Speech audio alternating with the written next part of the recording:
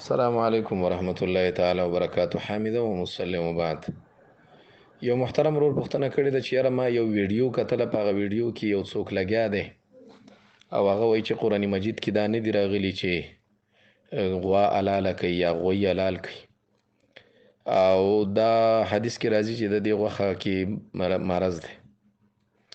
جناب محترمه، یو خو زمونږ خپلو چې څومره متعلقین ملګري دي هغوی ته هر وخت سوال دی چې کلم د چا کلیپ اوري یا بل څه اوري، د داسې کس اوري چې هغه معتمد کس یې پیژني یا درته چا در معرفي کړی چې معتمد عالمي.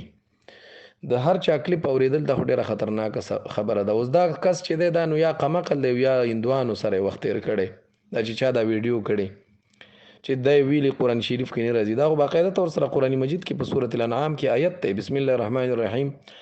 الله پاک فرمایي ثمانیه ازواج، ته قسمه څاروي تاسو خوړلی شئ، یا ته قسمه من الضأن اثنین، د پس یا د ګډ د ذات نه دوا، یعنی نر او ښځه، ومن المعز او د بیزی یا چیلی د دینه اثنین دوا، نو نر او ښځه، او ومن البقر اثنین، دا وګوره ومن الابل اثنین ومن البقر اثنین، نو ابل اوخانو ته وي او بقر غوایانو ته وي. نو الله په قرآن مجید کې فرمایي چې بالکل تاسو د غواګانو نه دوه قسمه شیان خوړی شي چې یو نر دی بل ښځه ده. نو وګوره خوړی شي سړی، یعنی مطلب د غوا دوه قسمه نو یا نر یا ښځه نو هغه پکې دواړه تاسو خوړی شي.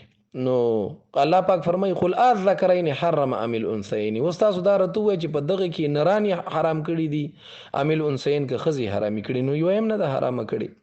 خو بهرحال یعنی قرآن مجید کې دا شته دی چې وایي قرآن کې دا نشته، نو دا غلطه خبره ده. یا قرآن سره واسطه نشته دی یا هسې التباس کوي، زیاتی کوي، لبس په خلکو راولي خلط.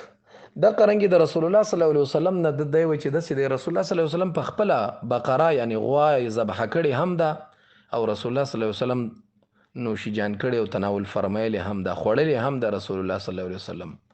په دې کې صحیح مسلم کې حدیث دی د جابر ابن عبد الله نه حدیث دی عن ابي الزبير عن جابر قال ذبح رسول الله صلی الله علیه وسلم عن عائشه بقره یوم النحر. رسول الله صلی الله علیه وسلم د حضرت عائشه رضی الله عنها د طرفه بقره یعنی غوی دا ذبح کړه دغه پوره. دا مسلم کې د کتاب الحج کې دا حدیث دی. بخاری م روایت را کړی ضحى رسول الله صلی الله علیه وسلم عن نساء البقره، صحیح بخاری کې روایت دی. رسول الله صلی الله علیه وسلم د خپل بیبیانو نه د اضحیه وکړه د اختر پورز باندې غوا، او دا قرنګي خوړلې هم ده رسول الله صلی الله علیه وسلم تناول کړي هم ده.